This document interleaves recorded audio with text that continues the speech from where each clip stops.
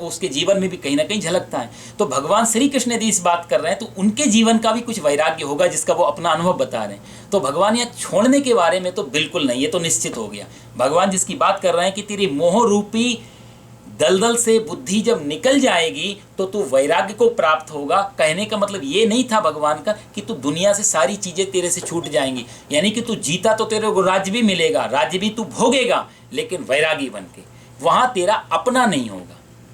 मजे की बात है, आप झोपड़ी में रहें, बड़े महल में रहें, अंतर उसका नहीं है।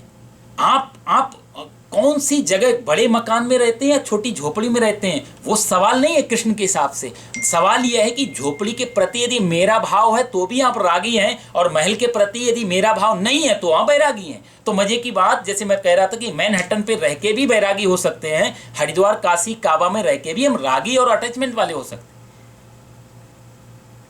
अंतर सारा मन की विचारधारा है कि मेरा का भाव है या नहीं है। जहां मेरे का भाव होगा वहां वैराग्य नहीं होगा। तो अक्सर लोगों ने वैराग्य की परिभाषा की छोड़ के भाग जाओ। छोड़ के साथ भागोगे भी कहाँ? पृथ्वी तो यही है, पृथ्वी के किसी कोने में जाएंगे हम न्यूयॉर्क छोड़ेंगे तो बॉस्टन आएंगे, बॉस्टन छोड़ेंगे भारत जाएंगे, भारत जाएंगे तो भारत में कोई ना कोई कॉर्नर होगा, तो पार्ट ऑफ अर्थ, स्थान तो उसी पृथ्वी का होगा। एक बड़ा घर छोड़ देंगे, थोड़ी झोपड़ी बना लेंगे, जैसे जड़ भरत ने राजपाट छोड़ दिया तो हिरण के बच्चे में मन फंस गया। आजकल जो वैरागी की परिभाषा वो ये कि जो परिवार छोड़ दो, घर छोड़ दो, गांव छोड़ दो, वैरागी। तो वैरागी करता क्या है? अब उसने 2-4 बच्चे छोड़े होंगे तो हजारों चेले बन गए, 2-4 बेडरूम का मकान छोड़ा होगा तो लग्जरी उसका आश्रम है। आज आश्रमों के बाथरूम, आश्रमों के किचन, आश्रमों के रूम आपके बड़े 5 स्टार होटल के रूम को मात देते हैं। क्या पत्थर लगे हैं साहब वहां पे? बात कहाँ है? अब राग कहाँ? वही घुमा के कान पकड़ने वाली बात कर वही रहे हैं। लेकिन फिर भी मैं आपसे कहना कहूंगा, यदि वो आश्रमों के महंत, यदि वही स्थिति उनके अंदर से वैराग्य है तो फिर वो आश्रम नहीं बांधेगा उनको। और यदि वहां राग है तो झोपड़ी में रहने वाला महात्मा भी रागी हो पाएगा, और महल में और बड़े से बड़े आश्रम में रहने। महाराज जनक के बारे में आप लोगों ने सुना होगा। महाराज जनक का एक नाम है विदेह। उनको विदेह क्यों कहा गया? उनको विदेह इसलिए कहा गया कि शरीर में रहते हुए भी वो जान गए थे कि मैं शरीर नहीं हूं। बीच में एक पर्दा, उनको पता चल गया था कहाँ पे पर्दा, कहाँ पे दीवार। वो राजपाट संभालते हैं, वो पूरा शासन करते हैं। इससे बड़ा क्या उदाहरण होगा? यदि लोग बोलते हैं कि आपके यहाँ साधु सन्यासियों वाली परंपरा, नहीं, हमारे यहाँ सारी परंपराएं हैं। आप चुन लो आपको किस रास्ते जाना है। दुनिया में रहते रहते भी हम पार जा सकते हैं, और कई बार हम लोग वो दूसरा ऑप्शन चुन के भी पार नहीं जा सकते, 10 विषय में फंसे रहते हैं। कपड़ों का महत्व तो नहीं है, सहायता करते हैं कपड़े, स्थान भी सहायता, हेल्पफुल है, सहायता देता है। स्थान, कपड़े, सारी चीजें हेल्पफुल हैं। लेकिन इन्हीं के कारण यदि ये वैराग्य उपलब्ध हो, ऐसा नहीं। महाराज जनक अपने राजपाट संभालते हैं, महामंत्री युद्ध भी करते हैं, सारी व्यवस्थाएं संभालते हैं, लेकिन अंदर से विधेय बने हुए। इसलिए सुखदेव जी को वेदव्यास ने जनक के यहाँ भेजा, जाओ परीक्षा करो मेरे बेटे की, क्योंकि इसको मैं भागवत सुनाने वाला हूँ, इसके अंदर ये गुण है कि नहीं, इसने काम और क्रोध को जीता या नहीं। जनक के पास भेजा, सुखदेव को नहीं बताया। बोला कि जनक से जाके थोड़ा वेदांत पढ़ के आओ, और पीछे से एक आदमी भेज दिया अपना जनक महाराज के पास, मेरे बेटा आपके पास आ रहा है वेदांत पढ़ने के बहाने, इसकी परीक्षा करना इसने काम और क्रोध को जीता या नहीं। सुखदेव जी महाराज जनक के द्वार पे बैठ गए, सूचना भिजवाई, व्यास नंदन सुखदेव आए आपसे मिलने के लिए। महाराज जनक ने सूचना मिली, बोला ठीक है, उनको बोल दो 4 दिन मेरे पास टाइम नहीं है, द्वार पे खड़े रहें। ऊपर से धूप, नीचे से जलती हुई रेत, 3-4 दिन तक द्वार पे सुखदेव जी खड़े रहे। मुख पे कोई भी परिवर्तन का भाव नहीं है। जनक ने तीसरे दिन भेजा, सैनिक जाके देख के आओ, उनके चेहरे पे जरा भी क्रोध लगे वापस भेज देना दरवाजे से। सैनिक ने आके सूचना दी, महाराज पहले दिन जब ये सन्यासी आया था उसके चेहरे पे जो आभा मंडल था, जो मुस्कुराहट थी, वही आज है। कोई गिला शिकवा नहीं, कोई शिकायत नहीं। महाराज का आज्ञा है, मैं पढ़ने आया हूँ, मैं भिक्षुक हूँ, मैं दास हूँ, वो मालिक हैं जो आज्ञा देंगे स्वीकार है। महाराज जनक ने बोला कोई बात नहीं, अंदर बुलाओ। अंदर बुलाया, एक झूले पे बिठा दिया सुखदेव को। समझने जैसी बात है, झूले पे सुखदेव जी बैठे हुए हैं, उस अपने नगर की सुंदर सुंदर स्त्रियों को बुला करके सुखदेव जी की सेवा में लगा दिया। अब सुखदेव जी की सेवा कर रही, कोई पंखा हिला रही है, कोई भोजन लेके आ रही है, कोई पास में आके बैठ गई, कोई उनके घुंघराले बालों के साथ छेड़ रही है। मजे की बात भागवत में लिखा है कि सुखदेव जी उन स्त्रियों को देखकर खिसके भी नहीं। खिसका खिसकी की भावना भी मन में हो तो मन कमजोर है, क्योंकि हम उससे भाग रहे हैं। वही वैराग्य की बात, वैराग्य भगाएगा, किसी चोट राग भगाएगा कि किसी से भागना है, और किसी के लिए कोई उसके लिए भाग रहा है, कोई उससे भाग रहा है। अंतर तो वही है। सुखदेव जी महाराज उनको देख के खिसके भी नहीं। कारण क्या? उनके मन से ये सब चीजें निकल ही गई। जो मैं वही तुम, एक अंतर वाली चेतना पे तो मैं और तुम एक ही हैं। शरीर का बाहर भेद है, किसी का गोरा, किसी का काला, किसी का स्त्री का, किसी का पुरुष का, क्या फर्क पड़ता है उससे? जनक महाराज चरणों में गिर गए, महाराज आपको मैं क्या वेदांत पढ़ाऊं, आप तो वेदांत के स्वयं स्वरूप हो। जहां इतनी भी भावना नहीं है, जहां स्त्री पुरुष का भेद मिट गया है। सुखदेव महाराज कहते हैं दिगंबर थे, जा रहे थे जब पैदा होते ही जंगल की तरफ, तो कुछ स्त्रियां सरोवर में नहा रही थीं, और उस स्त्रियों ने सरोवर में नहाते हुए सुखदेव जी को जाते हुए देखा। 16 साल की उम्र है सुखदेव की, इतने सुंदर है, बड़ी व्याख्या की गई है भागवत में। दिगंबरम वक्त वितीर्ण केसम प्रलम्ब बाहु, बड़ी बड़ी भुजाएं हैं, हट्टे कट्टे हैं, खूब जवान है, और चेहरा चमक रहा है, पूरा शरीर उज्ज्वल है इनका। इतने सुंदर सुखदेव को जाकर के स्त्रियों ने, कहते हैं, उनको जाते हुए देखा, लेकिन वस्त्र नहीं पहने, नहाती रहीं। और पीछे से उनके पिता व्यास जी आ रहे हैं दौड़ते दौड़ते। पुत्रम पुत्रेति तन्मयतया तर्वो विनेजुस तम सर्वभूत हृदय मुनिमान तोष्मी, हे बेटा रुक जाओ, हे बेटा सुखदेव रुक जाओ। और जैसे व्यास जी को आते हुए देखा, फटाफट स्त्रियां निकली, सरोवर से अपने कपड़े पहने और सामने आके क्षमा मांगी, हे व्यास जी हम आपको देख नहीं पाए, क्षमा करना। तो व्यास जी ने वहाँ प्रश्न किया था स्त्रियों से, कहा देवियों, मेरा जवान बेटा तुम्हारे आगे से गुजर गया, तब तुम्हें शर्म नहीं आई? मैं तो तुम्हारे परबावा के भी समान हूँ, इतना बूढ़ा हूँ, मुझे देखकर इतनी लाज क्यों, इतना कि भेद क्यों? तो स्त्रियों ने कहा कि प्रभु आप संसार में रहते हैं, आपने बच्चा पैदा किया है, आपने शादी की है, आप जानते हैं स्त्री पुरुष के संबंध क्या होते हैं, आप जानते हैं स्त्री कौन और पुरुष कौन। आपके बेटे के अंदर तो कोई भाव नहीं है, उसके लिए सब बराबर है, उसके लिए 1000 कपड़े पहने तो भी वही, बिना कपड़े के तो भी वही। आपको देखकर तो संकोच होता ही है। वैराग्य की परिभाषा यदि है, सुखदेव जी के जीवन से निकलती है। कृष्ण जिस वैराग्य की बात करते हैं वो किसी के त्याग देने में नहीं है। आज कई धर्म इस चीज को लेकर के चल रहे हैं। महावीर स्वामी ने सारे कपड़े छोड़ दिए तो सारा जैन धर्म नंगा होकर घूम रहा है। मैं किसी के धर्म का विरोधी नहीं हूं साहब, लेकिन महावीर के नग्न होने में और जैन के मुनि के नग्न होने में बहुत बड़ा मौलिक अंतर है। एक जगह चेतना और ज्ञान की इतनी ऊंची भावना उठ गई, जहां स्त्री पुरुष मिट गया, जहां सारे भेद खत्म हो गए, कौन मैं कौन दूसरा, जहां दूसरा होगा वहीं तो शर्म होगी। वो महावीर के अंदर दूसरा ही खत्म हो गया। उनको लगता है एक ही, जैसे एक इलेक्ट्रिसिटी है, बल्ब में हो, ट्यूबलाइट में हो, फ्रिज में हो, कूलर में हो, पावर तो एक ही है पीछे। महावीर को समझ में आ गई पीछे एक ही पावर है, बस चीजें अलग, इंस्ट्रूमेंट अलग अलग है। कोई स्त्री के इंस्ट्रूमेंट में है, कोई पुरुष के इंस्ट्रूमेंट में है, कोई एनिमल के। तो किससे छुपाना और क्या छुपाना? वस्त्र गल गए, शरीर से कब खत्म हो गए पता भी नहीं चला। लेकिन अब हम गणित क्या लगाया गया कि महावीर ने भगवान को पाया, सत्य को पाया, मोक्ष को पाया नंगे होकर के। कपड़े ही बाधा है, कपड़े उतार दो। समझने जैसी बात है सर। नंगे होकर के यदि भगवान मिल जाए तो सारे जानवर नंगे सारे जीवन रहते हैं, वो तो बहुत साधु महात्मा हो गए। फिर उनको सब सारे जंगली पशु नंगे रहते हैं। नग्न होना से परमात्मा का कोई संबंध नहीं। हाँ, परमात्मा तत्व आ जाए तो कई बार नग्नता हो जाती है, फिर शरीर का भाव नहीं रह जाता। भूखे रहने से, व्रत करने से परमात्मा का कोई कनेक्शन, लेकिन भूखे रहने से कई बार मन स्ट्रांग होता है, उसकी तरफ जाता है। भाव बिल्कुल। ये परंपराओं को भी यदि हम अलग तरीके से समझेंगे, एक एक परंपरा का एक एक मैसेज देती। क्योंकि हम रोज भोजन कर रहे हैं, सुबह शाम दोपहर 4-4 बार 3-3 बार खा रहे हैं। आज हम नहीं खाएंगे तो मन, सारी चेतना जाएगी वहां पे, और जाएगी तो याद आएगा आज मैंने भगवान के नाम से भोजन छोड़ा हुआ है। तो जितनी बार मन भोजन की तरफ जाएगा, बुद्धि कहेगी नहीं भगवान के नाम से छोड़ा है, उतनी बार चेतना परमात्मा की तरफ।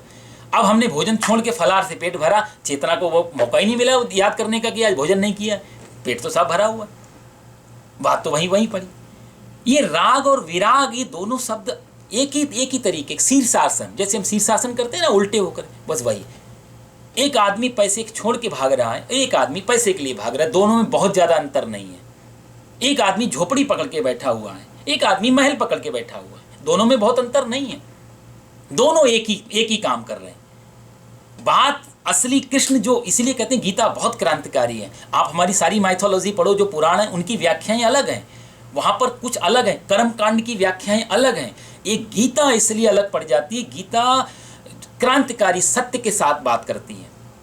ये सारी परतें उघाड़ के रख देती है। यहाँ पर सारी चीजें आदमी की जो जो कल्पनाओं में, जो जो परंपराओं से, जो हमारे सीखी हुए हैं, हम जो बाहर से डाली गई हैं, हम उनको ही सत्य मान के चलते हैं। गीता उनको हटा देती सब। इसलिए गीता को सुनना और सुनाना ये दोनों बड़ा खतरनाक काम है, दोनों ही। और सुन करके भगवान ने कह भी दिया ना, आश्चर्यवत् पश्यति कश्चिदेन, आश्चर्यवद वदति चतहि तथैव चान्या। पिछले आपने सुना। इसको एक तो सुनना कठिन है, सुन करके समझना कठिन है, बोलना कठिन है, और उसको समझ भी लिया तो जीवन में उतारना तो महा कठिन है। बहुत बड़ा आश्चर्य। भगवान इस बात को कह रहे हैं कि महान आश्चर्य है, क्योंकि ये रेल की पटरी की तरह ट्रैक नहीं बना रही गीता, जिस पे चलते जाना है। हमारे जीवन के ट्रैक बने हैं। आज एकादशी ऐसा व्रत रख लो, माता पिता का आदर करो, गुरुजनों का आदर करो, सुबह जल्दी उठ जाओ। ये सब एक हमारे रेल की पटरी की तरह बन, और हम फॉलो करते रहते हैं अंधे होकर के, पता भी नहीं चलता। सूर्यास्त से पहले भोजन कर लो, ये लिखा हुआ है। महावीर ने हमेशा कहा सूर्यास्त से पहले भोजन कर लो। ठीक थी बात। महावीर इतने अहिंसावादी थे, उनको लगता था कि दीपक का प्रकाश जलाएंगे पतंगे आते हैं, कीड़े मकोड़े आते हैं, उनकी वजह से हमारी थाली में गिर जाएंगे, जीव हत्या हो जाएगी। जो आदमी हरी सब्जियां नहीं खा रहा है, हरी सब्जियां इसलिए छोड़ रहा है कि उन वृक्षों में जान है, वो आदमी कितना दयालु, कितना परोपकारी, कितना चेतना युक्त होगा। तो उसने कहा कि सूर्यास्त से पहले भोजन कर लो, नहीं तो जीव हिंसा होने का खतरा है। तो जीव हिंसा की बात उसने नहीं की, उन्होंने कहा कि सूर्यास्त से पहले भोजन कर लो। भाव इतना था कि वो मच्छर मक्खी। आज हमारे पास इतनी सुविधाएं हैं, पता ही नहीं चलता दिन और रात है, इतना सारा उजाला हमने कर लिया। अब चाहे रात के 10 बजे भी आप भोजन करो, उस दृष्टि से, महावीर की दृष्टि, कोई फर्क पड़ने वाला नहीं। आयुर्वेद के हिसाब से ठीक है, लेकिन महावीर का जो स्टेटमेंट था वो इस हिसाब से था, हिंसा ना हो जाए। हमने सारे जो हमारे आगे जो चले गए ना, उनको सदैव मिसअंडरस्टैंडिंग, मिसगाइड किया। गुरु लोग कभी गलत नहीं थे, चेलों ने गुरु को गड़बड़ करवा दिया। महात्मा बुद्ध ने इस कंधे पे यदि पट्टा डाला, आदत पड़ गई साहब। अब कोई आदमी राइट हैंड से लिखता है, कोई लेफ्ट हैंड से लिखता है, क्या फर्क पड़ता है, लिखता है इतना काफी है। अब कोई गुरुजी यदि लेफ्ट से लिख रहे हो तो चेला सोचेगा कि गुरुजी लेफ्ट से लिखते हैं, जरूर इसमें कुछ बात होगी भगवान के नाम पे, तो वो लेफ्ट से लिखे। अब बुद्ध लेफ्ट कंधे पे अपना पट्टा डालते, सारा बुद्धिज्म लेफ्ट पे डालता है, चाहे वो लेफ्ट ही हो या ना हो।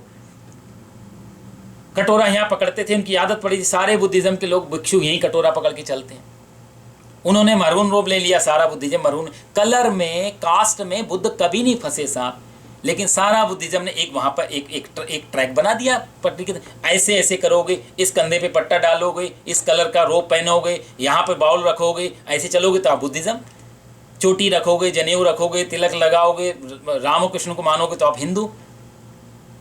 ये हमारे पैटर्न बने हुए हैं, हमारे ट्रैक बने हुए हैं। भगवान, ये गीता, कृष्ण, ये इसी पैटर्न को तोड़ने का काम कर रहे हैं, असली चीज हाथ में दे रहे हैं। इसलिए गीता रास्ता खुद बनाने के लिए प्रेरित करती है, ट्रैक से हटा रही है वो। जैसे गंगोत्री से निकलती है, सागर तक जाती है, कोई वे नहीं बना होता उसका, कोई रास्ता नहीं बना होता। मैंने आपसे कहा था, गंगा यदि रास्ता बनाने के चक्कर में पड़ेगी तो बहुत मुश्किल खड़ी होगी। इसलिए गंगा जिधर से बहती वही रास्ता बन जाता है। सामने पहाड़ आया तो पहाड़ को तोड़ने का प्रयास नहीं करती, पहाड़ के साइड से निकल जाती है और रास्ता बन जाता। जीवन एक गंगा की तरह हो, गंगा सागर परमात्मा है, जीवन गंगा की तरह, रास्ता अपने आप बनाना। ट्रैक जो है ये तो मुर्दे हैं, ये कहीं पहुंचाते नहीं। एक हिप्नोसिस करके तैयार हो जाता है कि हम ठीक चल रहे हैं, हम धर्म की राह पे चल। गीता उसी को तोड़ेगी। तो यदा ते मोह कलिलम बुद्धिर व्यतितरिष्यति। भगवान कहते हैं मोह रूपी दलदल से, मोह रूपी अंधकार से जब तेरी बुद्धि निकल जाएगी तब तू वैराग्य तेरे जीवन में फलित होगा। कहने का मतलब यह है कि सिर्फ मोह छूट जाने से आप वहीं रहेंगे, उसी घर में रहेंगे, उसी पद पे रहेंगे, वही काम करेंगे, लेकिन अंदर वैराग्य आ जाएगा।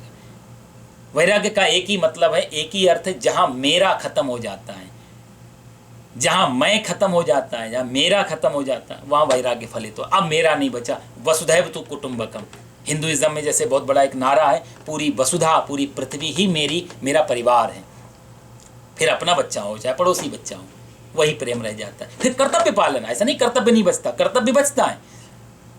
हमारा ट्रीटमेंट वैसे ही रहता है फैमिली के साथ, अंदर से घटना घट जाती है, अंदर से परिवर्तन आ जाता है। फिर हम भी काम भी करते हैं, हम सारे काम जीवन के चलते हैं, लेकिन अंदर एक घटना वो परिवर्तित हो जाती है। तो भगवान ने मोह और वैराग्य के बारे में ये दो चीज़ें बताई। और अगला श्लोक हम लोग लेते हैं क्योंकि काफ़ी समय हो गया, इसमें एक श्लोक और लेंगे, इसके बाद में देखेंगे कैसे क्या टाइम है। 53 नंबर श्लोक है ये।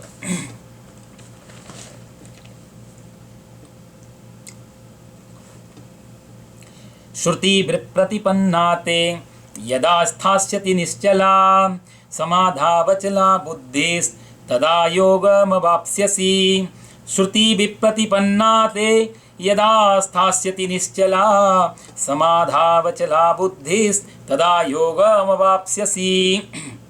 भगवान कहते हैं कि श्रुति विप्रतिपन्नाते, ये जो शास्त्रों के या शास्त्रीय मतभेद से तेरी बुद्धि निश्चल हो जाएगी और परमात्मा में समाधौ अचला, समाधि में अचल हो जाएगी, तदा योग अवाप्स्यसि, उस काल में तू योग को प्राप्त हो जाएगा। भगवान दोनों बातों में, दोनों श्लोकों में लगभग एक ही बात कर रहे हैं कि श्रुति विप्रतिपन्न, हम जो, मैंने आपसे कहा ना, हम जो ट्रैक के चक्कर में फंसे हुए हैं कि ऐसा ऐसा हमको सिखाया पढ़ाया गया है, वहाँ पर बुद्धि फंसी हुई है। यहाँ भगवान ने दोनों चीज़ों को बताया है। संसार तो एक जाल है भी, इंडायरेक्ट, क्योंकि श्रुति कह दिया ना भगवान ने, तो संसार तो एक जाल है ही जहाँ हम फंसते हैं। शास्त्र भी जाल हैं, वो भी एक मकड़ जाल है, हम उनमें भी कई बार फंस जाते हैं। शास्त्रों में जो लिखा है वो ठीक है, लेकिन परिस्थिति के हिसाब से। अब मनु संहिता, मनुस्मृति लिखी हुई है साहब, मनुस्मृति में ऐसे ऐसे सूत्र हैं जो आज बिल्कुल प्रैक्टिकल में नहीं आ सकते। तो शास्त्र गलत नहीं है, भगवान ने कहा, लेकिन शास्त्र को भी जाल बताया। वो जाल इसलिए बताया क्योंकि यदि हम निकलना नहीं जानते तो शास्त्र हमारे लिए जाल बन जाएंगे। तो संसार भी जाल है और शास्त्र भी जाल है। इन दोनों से बुद्धि जब तेरी बाहर निकलेगी और निश्चल हो जाएगी, निश्चल मतलब एक जगह ठहर जाएगी, स्थिर हो जाएगी। अभी हम देखें तो हमारी बुद्धि में कंपन है, एक जगह ठहरी हुई बुद्धि नहीं है। आप हम लोग भी, 1-1.5 घंटे से मान लिया मैं प्रवचन कर रहा हूँ, कितनी बार हमारी बुद्धि हमको, मेरे को भी सुन रही है और भी बहुत सारी चीज़ों को साथ साथ लेके आप चल रहे हैं। बहुत सारी जगह अभी आप घूम आए होंगे इसी बुद्धि से। कई लोग ऑफिस पहुंच गए होंगे, कई लोग दूसरी चीज़ों में, राजनीति में पहुंच गए होंगे, कई लोग बॉलीवुड में जैसी बुद्धि, ये कंपन। कीरकेगार्ड एक बहुत बड़ा लेखक हुआ, उसने इस हमारे इंसान को बहुत बोला है द ट्रेम्बलिंग, एक कंपन, एक स्प्रिंग जो हर समय कप रही है, जो हर समय थर्रा रही है, जो कांप रही है। ऐसी बुद्धि भगवान उसकी बात कहते हैं कि श्रुति विप्रतिपन्नाते, ये कभी शास्त्रों को सुनती है, कभी संसार को सुनती है, ये दोनों में उलझी हुई है, ये रास्ता नहीं खोज पाती। इसलिए कई बार लगता है उसको कि हम ठीक ही कर रहे हैं जो कर रहे हैं। अब मैं एक अपना ये एक उदाहरण दूं, मैं नाम नहीं लूँगा, आपके इसी मैसाचुसेट्स का ही उदाहरण है। एक देवी कोई मंदिर आती थी, काफ़ी पहले की बात है, 2-3 साल हो गए, तो मैंने उनको कभी देखा नहीं, अचानक से उनको देख रहा हूँ कि रोज़ आ रहे हैं, 12:15 पे रोज़ आते थे मंदिर।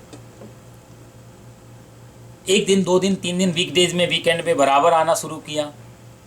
तो मैंने उनसे एक दिन पूछ लिया राम कि आप क्या पड़ोस में यहीं कहीं पास में रहते? बोला नहीं, मैं आती तो सुजबरी से ही हूँ। तो मैंने कहा ये तो बड़ा अच्छा, भगवान ने, आप रोज़ दर्शन करने आते हैं, इतने अमेरिका में इतना टाइम निकालना भगवान के दर्शन करना, ये तो बहुत अच्छी बात है। तो बहन जी ने बड़ी सुंदर बात कही, देखो पंडित जी, अब ये सब मेरे से तो नहीं मालूम भगवान और मंदिर, मेरा कुछ मामला गड़बड़ चल रहा है एस्ट्रोलॉजी में। तो किसी पंडित जी ने कहा था कि तुम 31 दिन तक मंदिर के चक्कर लगाओगी तो तुम्हारी बाधा टल जाएगी। तो उसी चक्कर में मेरे को 31 दिन पूरे करने जल्दी से जल्दी। अब मैंने उन बहन जी को देखा, कान पे मोबाइल है, क्योंकि ऑफिस का वो लंच टाइम चल रहा है, तो कहीं ना कहीं फ़ोन का कान के, कई बार तो ये भूल गए कि मॉल में है या मंदिर में है, तो अपना उतरते कई बार क्रेडिट कार्ड ढूंढते थे, अरे ये तो मंदिर है, वापस रख लिया। उनको ये भी ध्यान नहीं कि मैं मंदिर ही आई हूँ। और कई बार तो ऐसा हुआ कि वो कब आए और कब वापस चले गए वो भी उनको ध्यान नहीं। ये इसको भगवान कहते हैं जाल है। तो मैंने उनको समझाया, 10-12 दिन हो गए, मैंने कहा 31 दिन बड़ा लंबे होते हैं, आप चाहो तो एक बीच का रास्ता निकाल लो, 31 चक्कर भगवान की आज ही लगा लो, घूम घूम के आप यही सोच लेना मैं घर से अप डाउन कर रही हूँ, भगवान तो बड़े अंतर्यामी बड़े दयालु हैं, तो 31 दिन पूरे हो जाएंगे। तो उनकी आंखों में जो चमक थी देखने लायक थी, ऐसा हो जाता है? वो पंडित जी ने 31 दिन कहा था, वो ऐसा भी हो जाए? मैंने कहा हाँ बिल्कुल हो जाएगा। तो मैंने कहा, वही मैंने सोचा मन में, उन विचारों ने जिस हिसाब से बोला वो 31 दिन, इन्होंने अपना गणित दूसरी तरीके से फिटा लिया, तो मैं अपना गणित क्यों नहीं इनको मैं अप्लाई करके देख लूँ। इन विचारों का चक्कर बच जाएगा, मेरा झंझट खत्म हो जाएगा। इनको इनके चक्कर में 1 बजे तक खोलना पड़ता है, 12 बजे का टाइम मंदिर का। लगाए उन्होंने 31 चक्कर। बोला ये पंडित जी बहुत अच्छा आपने रास्ता बता दिया, नहीं तो मेरी तो बड़ी झंझट थी, मेरे को फ़ोन पे भी है, 1 घंटा मिलता है लंच का, उसमें फ़ोन करूँ या दूसरे काम देखूँ या फिर मंदिर आऊँ, घर वाले का प्रेशर है कि जाना जरूरी है 31 दिन तक। श्रुति व्रतपति पन्नार, ये मेरा अपना उदाहरण है, उनको मैं जानता हूँ अच्छी तरह से। उसके बाद आज तक वो कभी दिखाई नहीं दिए हैं, 4 साल 3.5 साल हो गई हैं। छुजबरी में पटेल में मिलते हैं, इधर उधर मिलते हैं, ठीक ठाक है, कभी आना हाँ जरूर। मेरा कहने का भाव ये है कि ये जो शास्त्रों के भी जाल बन जाते हैं, यदि हम उनको ढंग से उनके डिफाइन नहीं कर पाए, कहना क्या चाहते हैं, ये शास्त्र भी फांस देता है फिर। वो चाहे एस्ट्रोलॉजी हो और चाहे वेदांत हो, चाहे वेद हो, समझना दूसरी तरीके से पड़ता है। तो ये बुद्धि ये दोनों के बीच में कांपती रहती है। कुछ गलत हो जाता तो गिल्टी कॉन्शियस जो होता है उसी बुद्धि का, मैंने गलती कर दी, फिर वो शास्त्रों में उसके प्रायश्चित ढूंढेगी, ये करके ठीक हो भाई, आज मैंने एक बहुत बड़ा झूठ बोल दिया, पंडित जी क्या करें? तो पंडित जी ने कहा कि इतना बड़ा झूठ बोल दिया तो प्रायश्चित करने के लिए सत्यनारायण की कथा करा लो, तो झूठ का सत्यनारायण की कथा से प्रायश्चित हो जाएगा। उन्होंने कहा ये तो बढ़िया तरीका मिल गया, रोज झूठ बोलो, रोज सत्यनारायण की कथा पढ़ लो, बात बराबर हो गई। जैसे हमारे ईसाई धर्म में होता है ना, वो अपना संडे जाते हैं, सारा हाथ पकड़ के बोल दिया उन्होंने, इतने पाप किए, मामला खत्म हो गया, उनका क्लीन हो गया, अगले संडे तक फिर तैयार हो गए अपने नए पाप करने के लिए। बात वो नहीं थी, शास्त्र भी मकड़ जाल है यदि ढंग से नहीं समझे जाए तो। श्रुति इसलिए कृष्ण देखो कितना क्रांतिकारी वचन बोलते हैं, इसलिए बहुत बहुत खतरनाक है। ऐसे ऐसे स्टेटमेंट आते हैं जहां सारी धारणाएं खत्म होती है कि कई बार फिर पूजा पाठ करते समय भी डर लगता है, कृष्ण की बात को सुन के आ रहे हैं। श्रुति विप्रतिपन्नाते यथा यदा स्थास्यति निश्चला, ये निश्चल बुद्धि, ये दृढ़ता कैसे आएगी, ये निश्चल कैसे बनेगा, ये स्टेबल कैसे होगी बुद्धि, ये कंपन कब खत्म होगा, ये ट्रेमलिंग कब खत्म होगी। भगवान कहते हैं वो, और जब तक ये खत्म नहीं होगी तब तक तुम समाधि में, तब तक परमात्मा को, समाधि में पहुंचने का एक ही अर्थ है जहां ठहर गए आप। वो समाधि नहीं जो हम लेकर के बैठे बको ध्यान, वो समाधि अंदर की, अंदर से ठहर गए। अभी हम अंदर से भाग रहे हैं। मजे की बात, कई बार आदमी स्थान पे वहीं दिखाता है, शरीर भी वहीं रुका हुआ है, लेकिन अंदर चेतना दौड़ रही है, भगवान उसकी बात कर रहे हैं। अंदर का ठहराव कैसे वापस आए, वो अंदर का ठहराव यदि वापस नहीं आएगा तो फिर समाधि कभी फल, समाधि का मतलब शांति। हम लोगों ने सुख को ही कई बार शांति मान लिया, सुख आया तो शांति आ गई, शांति